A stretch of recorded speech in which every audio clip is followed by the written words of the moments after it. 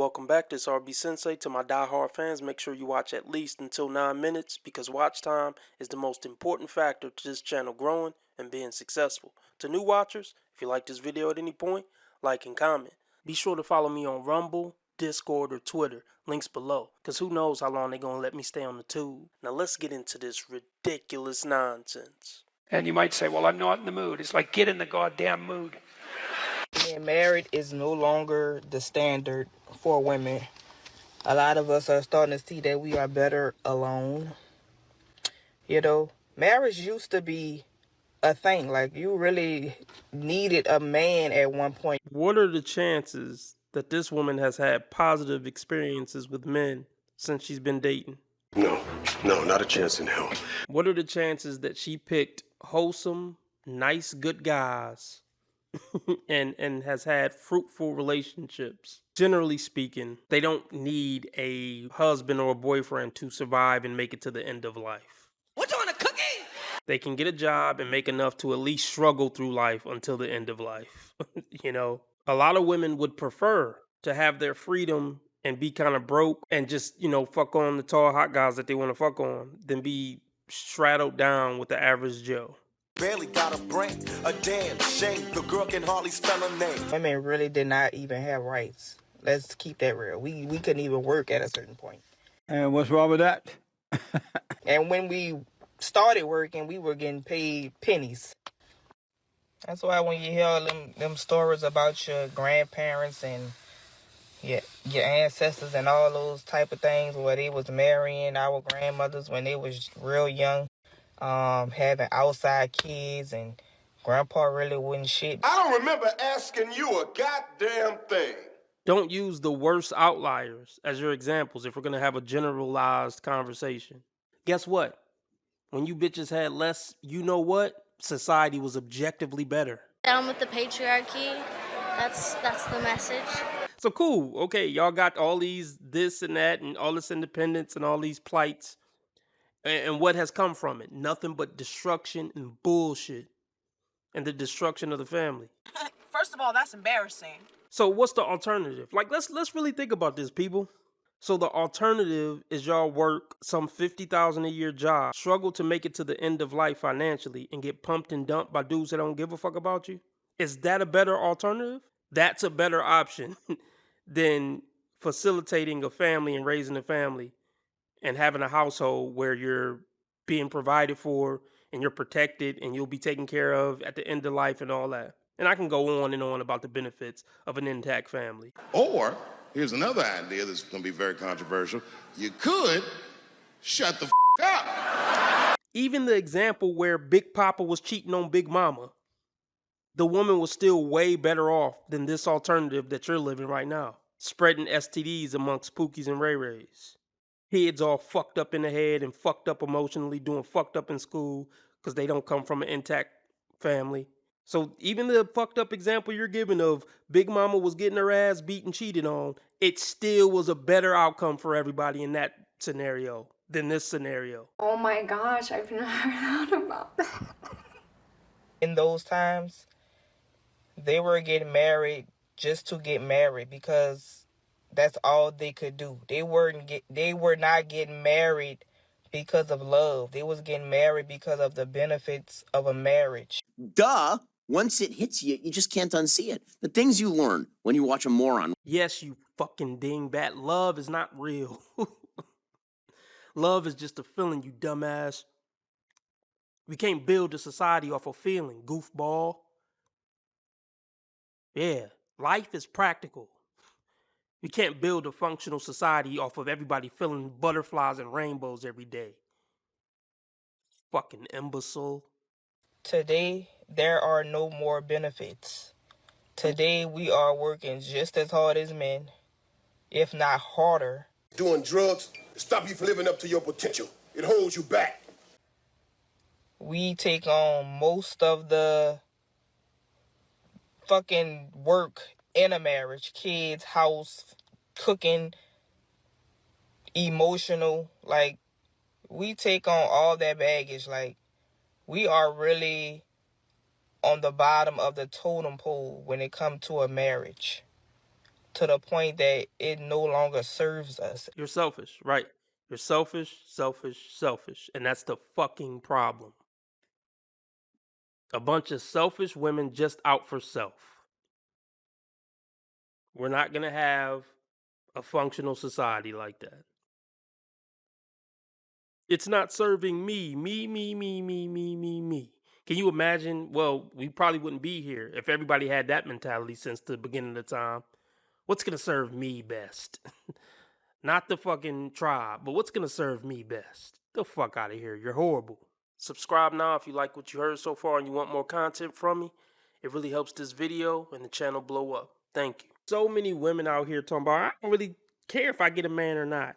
But then they stay in these fucking dating conversations online. They stay on these fucking podcasts talking about dating, but they don't really need a man and they don't really care if they get one. They cool by themselves. It's all cap. Look, I know a woman who's older who genuinely is cool by herself. She don't talk about dating. She don't go on dating podcasts. She don't comment on social media about dating stuff. Like, she could really claim that shit because she really walking the walk. She really don't give a fuck about having somebody. I believe her. I believe her. Okay. Grandma only got married because she didn't have any other options. That's bullshit. It's people today, right now, that are getting married, women that are getting chosen, men that are choosing these women, and we got to stay out of these urban cores and communities, and y'all need to start going out into places that are a little bit more low-key. Get with the woman that's not telling all of her relationship business on TikTok and Instagram. Get with the woman that only got 150 followers, and most of them are family and friends. Go and get with that chick. Stop getting with the chick that got a bunch of followers. Don't get with the Instagram baddie. Fuck that chick. Gotta cut in here, Anton. He didn't say anything about race, but I'm gonna say something about race. I can't advise any young black brother to sign up for a BW. I don't give a fuck if she only got 150 followers on Instagram. I don't. What I would advise good black men to do is either date out, and don't get me wrong, look, bitches ain't shit of any race. Most of them ain't. If you insist on dating a BW, you gotta go somewhere else with a different culture. And stay there. Don't bring her back over here. Okay. You know, it's a lot of average dudes out here expecting this king treatment from us queens. A lot of guys out here, they are a 6 or 7 at best. And they feel like we're supposed, first of all, you're approaching a 10. You're approaching a 10. And then you want them to treat you like you're a 10. She went so deep, she went past hell. Well, I guess this is She went past Satan, saying like, where are you going? You're home now. Did you notice she laughed when she looked at him? Because he had a serious look on his face like, bitch, is you serious? And she laughed because she knows she's a joke. Never forget that, y'all. Every woe that I would call a runt, replace the R with a C, knows they're a fucking runt. That's not why woes get offended when you call them a bitch or a runt. They know they're a bitch and a runt. Like, seriously. Like, do y'all realize that? They're not appalled because they feel like, how dare you call me that because I'm not that. It's like, well, I know I'm that, but you better not say it out loud. Most of the shit I say on my show, most woes know it's true. If they listen to it, that's why they would get triggered.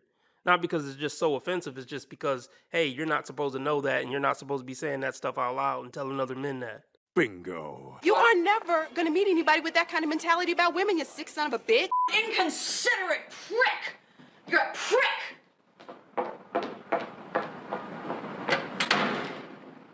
A 10 ain't worth shit. A 3-man is superior to a 10 woe. A 3-man with good character, you know, he work hard, good head on his shoulders. He's superior to 95% of 10s. They're not good people. What the fuck can I do with your looks being a 10? How can I, like, put that to use in my day-to-day life? How can most people put that to use in their day-to-day life? I mean, a P can put you on the host role with it. He can benefit monetarily by putting you on the host role. Bros are just better people in damn near every way possible. So even you being a 10 and your husband or boyfriend being a 5, it still don't offset the difference of value, the true value that he brings. He's still doing you the favor. You don't offer nothing here of other than an orgasm. That's about all you offer me is an orgasm. That's it. Okay, everything else is going to be a constant headache, nightmare, walking on eggshells, whatever the fuck. This concept of I could do better, bitch, at least 85% of men who approached women were really out of the woman's league. For the only thing that kept a woman in a league was because she looked a little cute and she might suck a dick. That was it. At least 85% of men who have approached 100% of women were out of the woman's league, for real. Like on some real shit, not just, looking cute for that 5 minutes, but on some real, like on character levels, intellect levels, the man's out of her league. Subscribe now if you like what you heard so far and you want more content from me. It really helps this video and the channel blow up. Thank you. A 10 woe is just an empty vessel who's probably just a huge pain in the ass because she's been getting her ass kissed since she was born and told how pretty she is. So if anything, she's a liability. The average 10 woman is more of a liability to a man than an asset. Promise you. Ugly, chubby bitches bring more value to men's lives than a 10. The fuck you talking about? You'd be better off with a 300-pound fat bitch next door who's shy. She can, bring you a slice of birthday cake on your birthday or something like that. That slice of birthday cake from a 300-pound bitch is worth $10 million compared to anything you would get out of these things. Because these things ain't nothing but a waste of your time.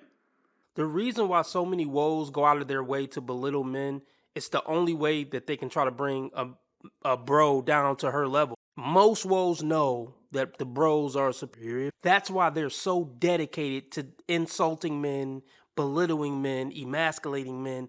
It's their desperate attempt to try to beat a bro down to her level so she can feel like something. Oh my gosh, I've never thought about that. Melita, what do you think about that? Especially, and I would say this is probably more prominent over 45. When you're dating over 45, these men got gout.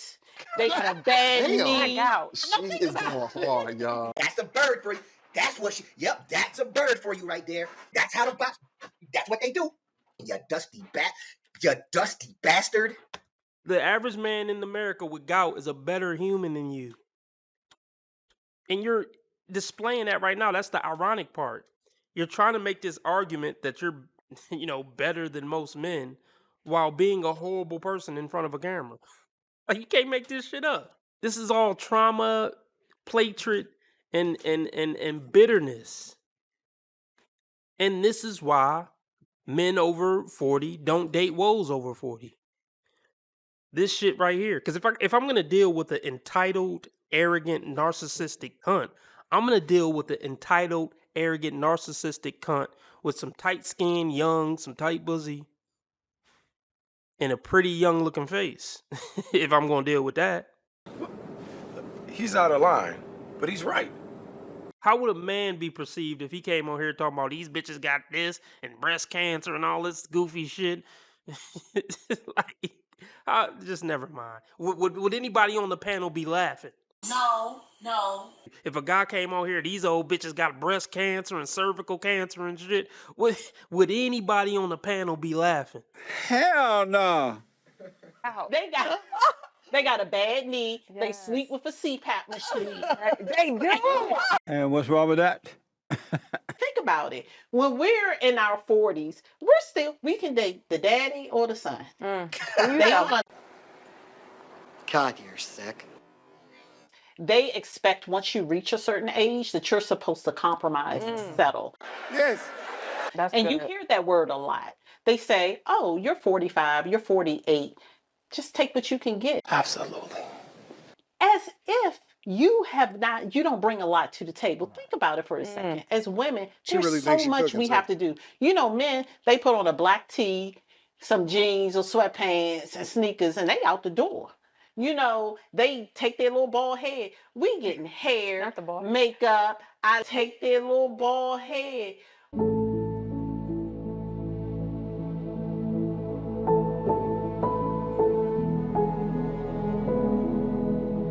You get to say that about a woman. Why Why can't you say women are wrong when they're wrong? You want to be making moves on the street, have no attachments, allow nothing to be in your life that you cannot walk out on in 30 seconds flat. Okay, first of all, I didn't miss the red flags. I looked at them and